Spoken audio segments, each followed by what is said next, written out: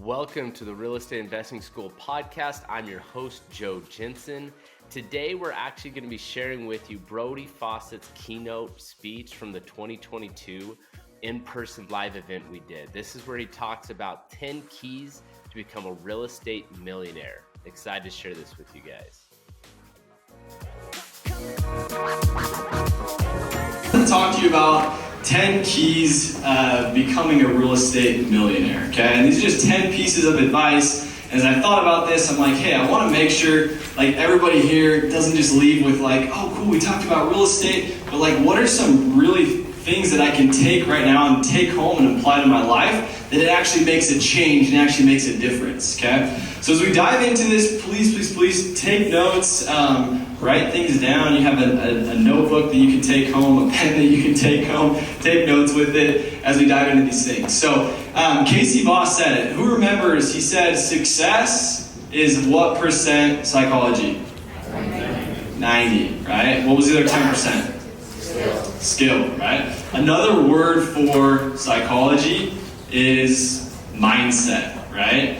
In other words, 90% of success you see in life, in business, in real estate is the will, right? And the other 10% is the skill. So I'm going to go over both those today. 5 of these are going to be mindset and will related, and then 5 of these are going to be skill set related, things you can go and apply in the real estate strategy space, okay? So number 1, this is long-term thinking over short-term thinking. Now this is something that like hits home for me. It was funny. My wife and I, we busted up laughing. You probably heard us because we were the only ones laughing when Casey said he came over to stay at our house. And this is, like hundreds of millions of dollar net worth dude. Stayed at our house and he's like, we're in a construction zone. And my wife and I were just laughing because we're like, dude, that's our life. Like it is what it is, right? But it comes back to like having a long-term plan. Those sacrifices that we made early on, they weren't without thinking things through to say, hey, I'm doing this now in the present, but I'm doing it for the long term. I'm doing it for the future. And I'm making a decision based on the future outcome versus the present outcome. You guys feel me? We have this all the time. People make decisions based on how am I going to feel right now? How is this going to make me feel right now? We make that decision, right? Casey talked about compounding interest, right? What happens over time is it compounds. That's a long-term game, right? Wealth is a long-term game. I still remember this day. So this quote, I'm going to show you in a second. I remember exactly where I was sitting. It's probably about 9 years ago. It was at Jimmy John's. Super cliche because there's quotes everywhere. But I remember reading this, and it goes like this. Today I will do what others won't, so tomorrow I can do what others can't. So simple. You guys have heard it so many times. But real estate investing especially goes like this, okay? So real quick story. My wife and I, we got to a point where we were making decent money, right? When I say decent, this is like decent money as as college kids, right? Where people start to graduate college, and then what do? They get a job, and then what's the first thing they usually do? They go buy a house like this, right? And nothing wrong with that if you have a house like this, you did this, right? But for me, this was the classic 3-bed, 2-bath, stucco brick home, 2-car garage. Like this was it, right? And it was like, all of our friends are building these homes, right? Like they're making the same money as us, and they're going and doing these things. Like, why can't we go and do this? And so instead, we did this. We bought a home that was more based around. We didn't buy a home; it stayed blank. We bought a home that was based around logic versus emotion, right? And this was the house we bought, and it was a duplex, and there was a kitchen in the basement, and it helped supplement some of the income while we were living there, right? We bought it for way less money. It was $155,000 at the time. It was a full price offer. We're like, this is so much money. I think the house is probably worth, close to $500 or $550 now. It's just funny how that works, right? So what ended up happening was we had a plan, and we were bought into the future, the long term. Right? So fast forward a couple of years, this house next door came for sale as well, okay? And backing up to this first home that we bought, because we were willing to live there, a lot of you guys know this, but we were able to qualify for an owner-occupied loan, which cost us a lot less money because we were going to live in one of those units, okay? So all in, somewhere between $5,000 and $10,000 to buy this first home. Like I said, over time it appreciated. We eventually moved out of that house. We still have it, right? We rented it out. And this house brings in about $1,500 a month, right? So that adds up over time. If you save that money, once again, thinking of long term, I'm going to want to save this money and do something with it, versus short term, I'm going to go get a bigger car payment or increase my lifestyle, right? So this whole, it comes full circle with all of it. This home came up for sale a few years later, okay? Right next door. And super awesome lady, like she was our neighbor for a while. She passed away and her house came up for sale. We knew that we wanted to buy the house. Well, because we had increased in equity, we did a cash out refinance, we had pulled money out of this first house, and then we had saved up all of the cash flow, right? At this time, we were able to go buy this as an investment property and not live in it, okay? So we bought this home. What's crazy about this, okay, this one cash flows about $1,000 a month. Keep in mind it was bought with this first one of less than $10,000, right? Just recently, what we did was combine these backyards and get it rezoned. So this is really close to a college campus, and we went to the city, and in their master plans it shows for student housing development.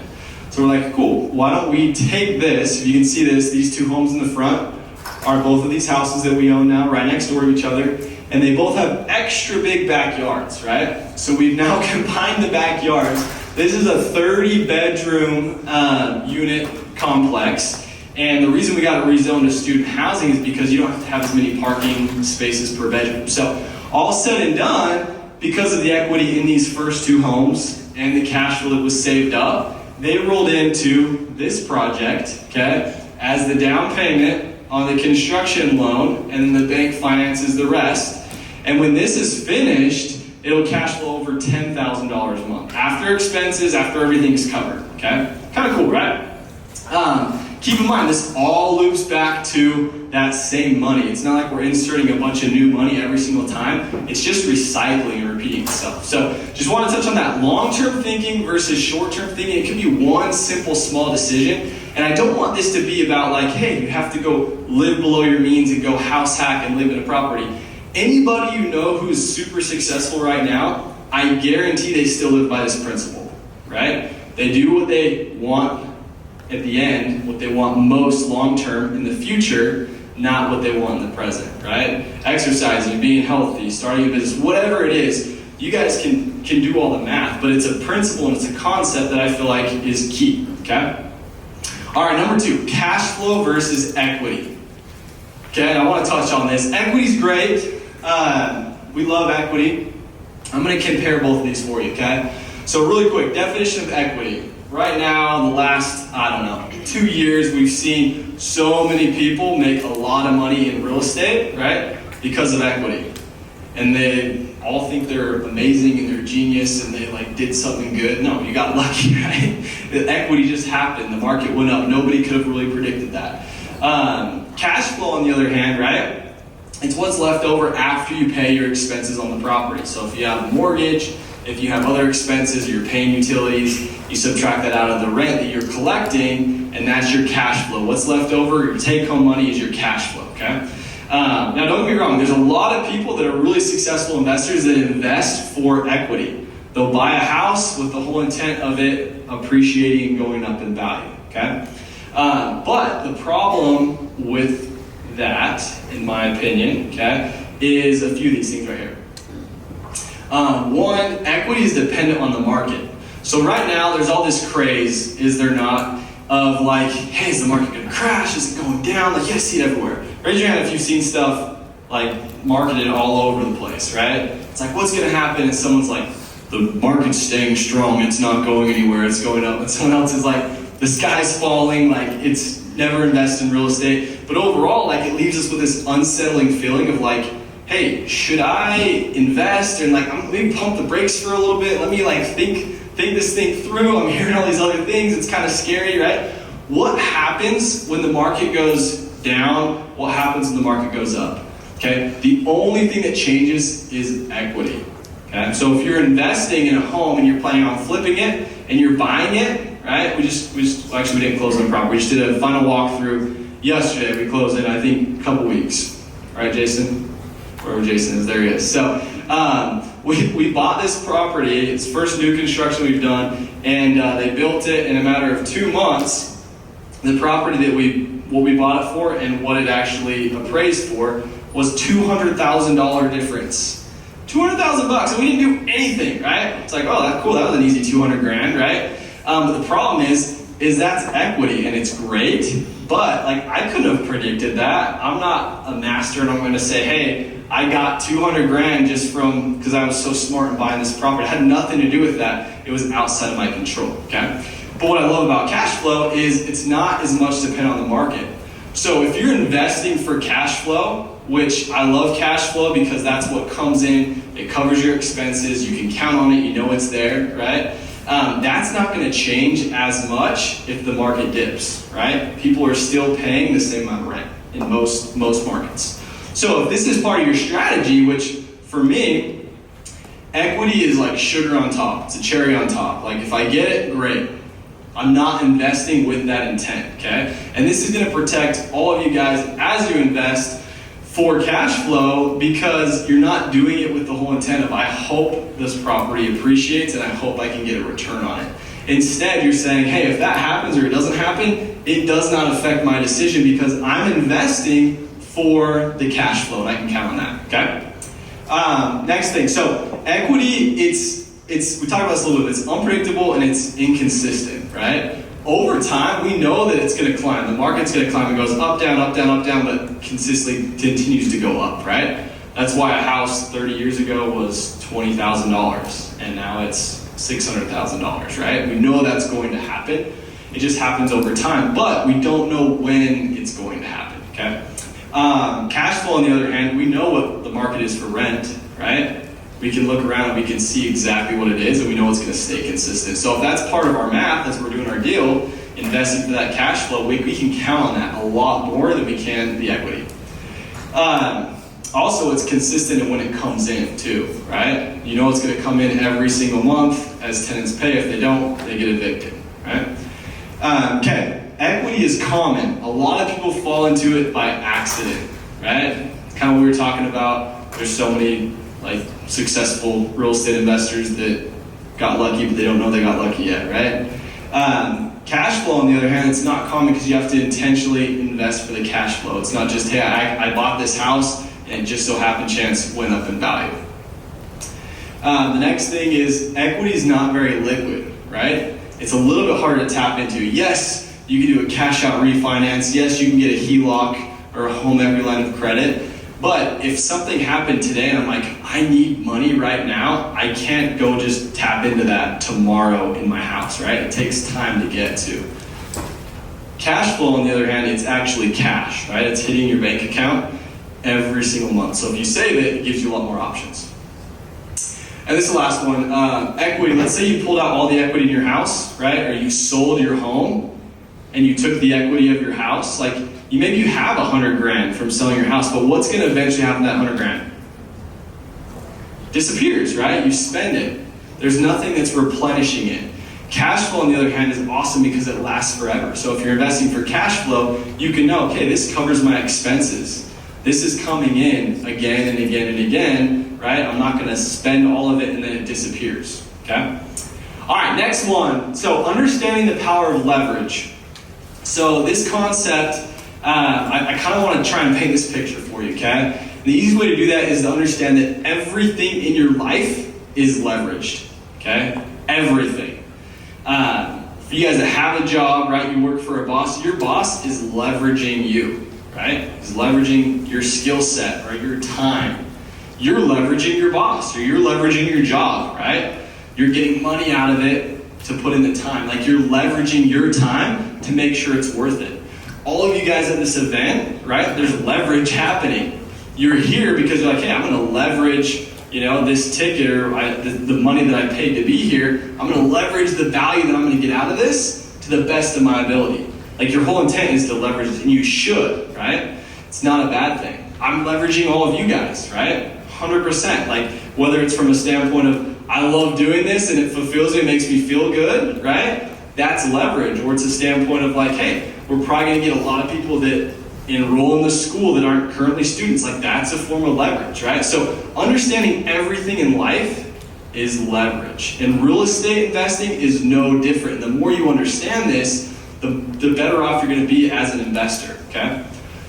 So I want to give an example of how I use leverage, and it's in every single deal. Like, I was thinking through this, I'm like, I can pick any deal. This one's just down the road, okay? This is a fourplex. There's two units upstairs, 2 units downstairs. The way I found this property, there was an older guy that owned it. He had it all the way paid off, and he's collecting $1,800-ish a month, right?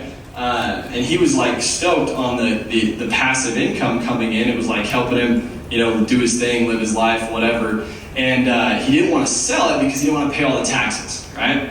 And the other piece to it that he didn't really love is that he had to take care of like the maintenance on it. And he had a handyman, but he had to pay him, and it was just like a headache for him, okay? So for me, knowing all of that, I was able to leverage that, right? And you look at it the other ways, he was leveraging me to take some of those things off my hands to create a win-win scenario. So what we did is he seller financed it to me, okay? That got rid of me, that got rid of him getting rid of the property and the cash flow. So he's acting as the bank, he's collecting the same amount of money that he's been collecting the whole time, so that checked his box of saying, hey, cool, I can actually keep that cash flow coming in. I love that, right? The next thing for him was he didn't want to pay all his taxes, so what ended up happening was spread out over time. The gain was for him, so he doesn't have as big of a tax bill. Cool. And then he didn't want to maintain the property anymore, so he actually sold it to me, right? He didn't have to worry about any of the maintenance, and so he was able to leverage that. And so I'll show you what I did with this deal, okay? For me, I wanted to leverage my money the best way possible, right? So we negotiated a deal that made the most sense.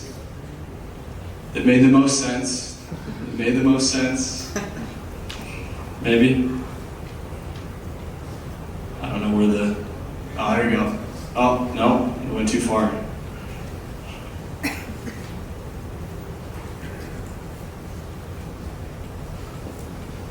There's lag. It's okay. We'll somehow get there. We can do it manually. So I bought this property for $420,000. Okay, this is just a couple years ago. And he wanted 10% down. It's $42,000. Okay. And so I'm like, that's really good, because if I was to buy this an investment property, I normally have to come up with 20 or 25%, which has been double the cash, which is a little bit lower of a return because more cash in, takes longer to get that back, lower return, right? So I wanted to leverage using a lower down payment. And so what I ended up doing was taking the property, we fixed it up a little bit, doubled rents on it, okay? So right now, what's supposed to come up is the numbers, but that's fine.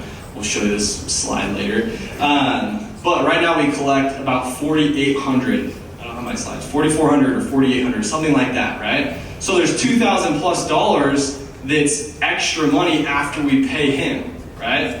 So we did that adding some value. And so guess what I did for that $42,000, that down payment, for you guys that were asking the questions earlier? I actually had the money, right? But me investing that money for 100% of the profits, it would have been a good return, right? Guess what's a better return? Me investing how much of that money? $0, right? Even if I take half of the return, right, the outcome or half of the rents, it's still way, way better. My return is infinite. I got into this deal with no money, and instead I was able to take that $42,000 that I would have put down, and I can get another deal with that, right? And so I was able to leverage a partnership. And the reason the partnership worked out is because I went to somebody who had money, right? But they didn't know how to find the deal.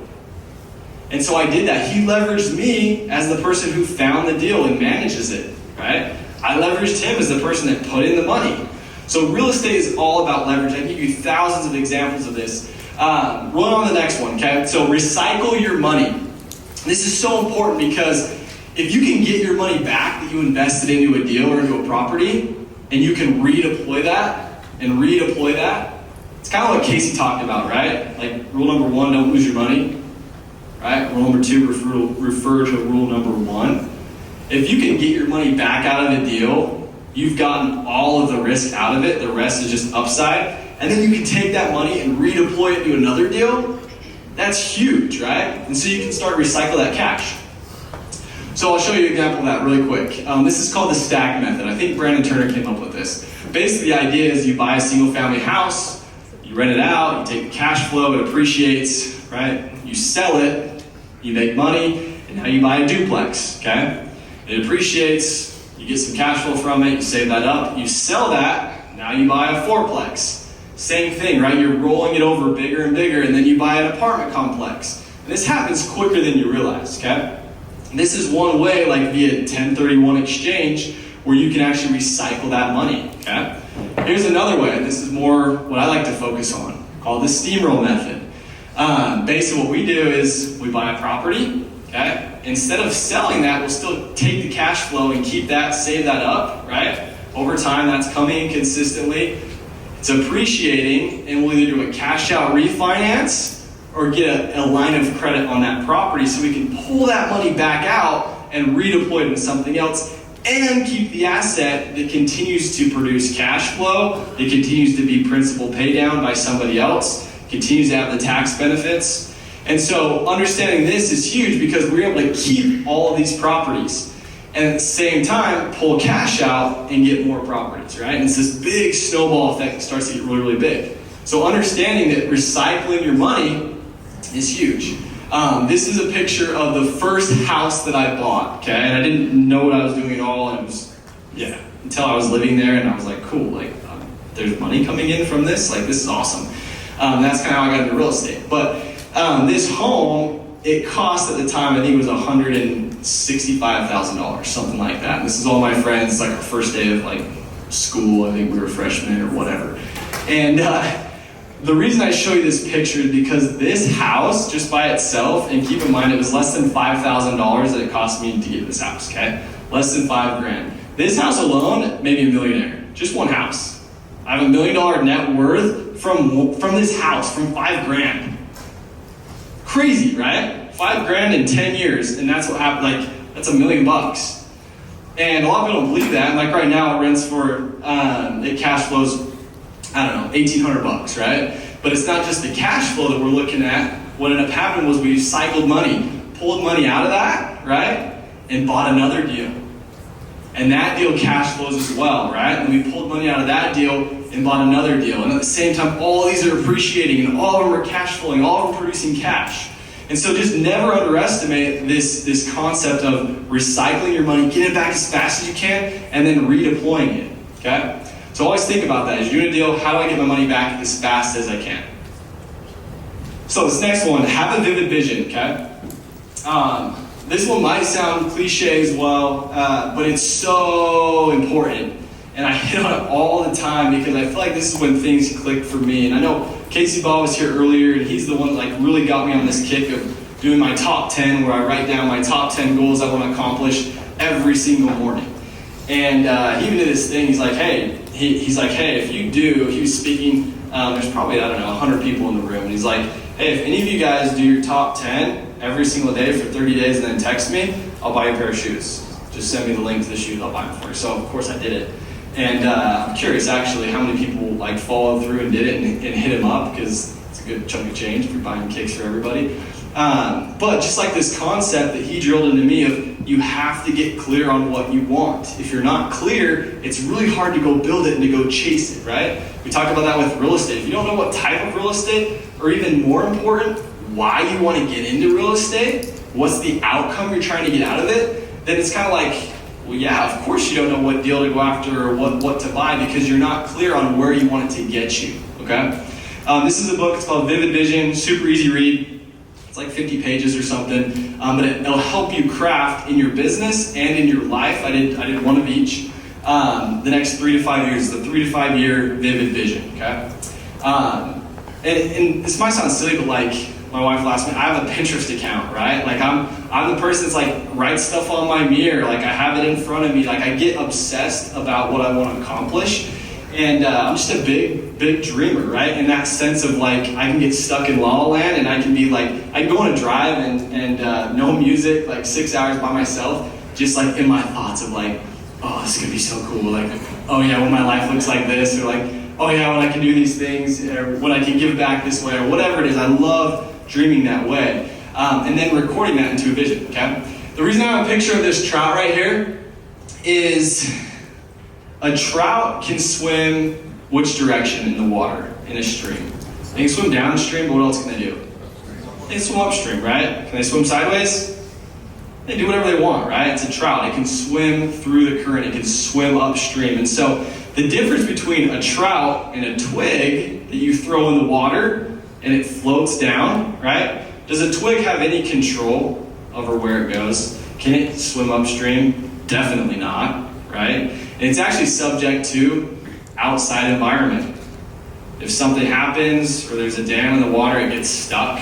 If the wind's blowing, it blows this way. This is what happens if we don't have a vivid vision for our life. Somebody else will have one for you.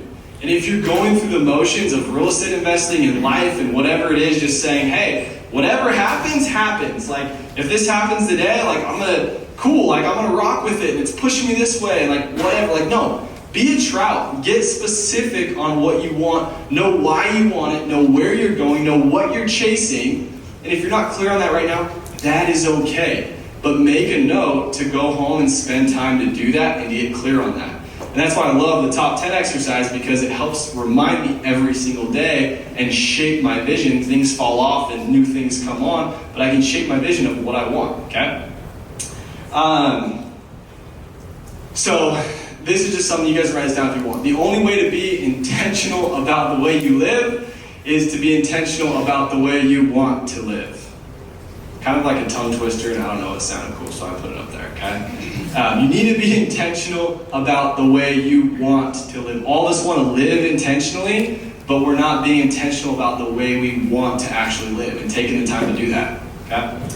All right, become a student, number 6. Dive into these things, guys, like podcasts, books. Like, there's so many things. I love Mike's answer earlier where he was just like, hey, I decided I don't want to be a firefighter forever. Like, even though I want to work 10 days out of the month, I don't like working those 10 days and someone being in control of me. So I dove into it. It took me 2 years, and I'm like, all in, podcast this, boom, boom, boom, boom. And I bet the same was for a lot of coaches as well, right? It's the same thing for me. Like, a lot of that information is free. If you want to go faster, you can come work with us at Real Estate Investment School and get a coach, okay? But it's so important to become a student and to be humble. Nobody wants to be around somebody that like is a know-it-all and they have it all figured out, right? Be humble about learning and growing, okay? This next one kind of goes hand in hand with rolling off of that, okay? If you hang around 5 millionaires, you will be the 6th. You guys have heard that before? If you hang around five people that are broke, you will also be the 6th, right? So who you spend time around matters. And like, this doesn't actually have nothing to do with money. I know it says net worth, but it's not like, hey, I'm hanging around millionaires, so I become a millionaire. It's nothing to do with that. It's because you start to think the way that they think. It's not because they say, hey, here's this business idea, go test this out, right? And you're like, oh, cool, I learned this from a millionaire, so I'm gonna be a millionaire. No, it's the way they think about things. If you're around somebody that deals with problems all the time, and a problem occurs, and they handle it super smooth because it's just like, oh, it's not a big deal. Guess how you start to handle problems? No, it's not a big deal, right? If you're around somebody that's like, oh, like this is such a big deal, like this happened and it's throwing me off and da-da-da, and like that's who you spend time around, guess what's gonna happen when you run into a problem? The exact same thing, you're gonna solve it the exact same way, okay? So if you're not in those rooms, in these masterminds, at these events, like this is a perfect example, right? You're around people, you're networking. Everybody here wants to move the needle forward. They're good people to be around. I love what Jesse Itzler said. If you don't have a seat at the table though, what do? Create one. You make the seat, right? You make one. If you want to be surrounded by people but you're not in there yet, make a seat at the table. Don't give up. Hit it again and again and again until eventually it works out. Okay, number 8 is identity shift. I am versus I do. Okay, you guys have heard this, like someone's on a diet or someone's trying to quit smoking and they offer a cigarette. It says, hey, no thanks, I'm trying to quit, right? That's what he's doing, I'm trying to quit, right? Versus the other person says, hey, do you want a cigarette? No thanks, I don't smoke. Who cares that he smoked last night? he changed his identity, right? And you look at all the science behind this, that person has a way higher chance of quitting smoking because he's adopted the identity of I am. I don't do, I am, right? And so the same thing applies to you as real estate investors, right? This is one of those things that if you can apply and say, hey, I am this. I am a millionaire. I am financially free. I am in control of my schedule. I do decide what I want to do when I want to do it, right? I'm that person. That's the life that I live.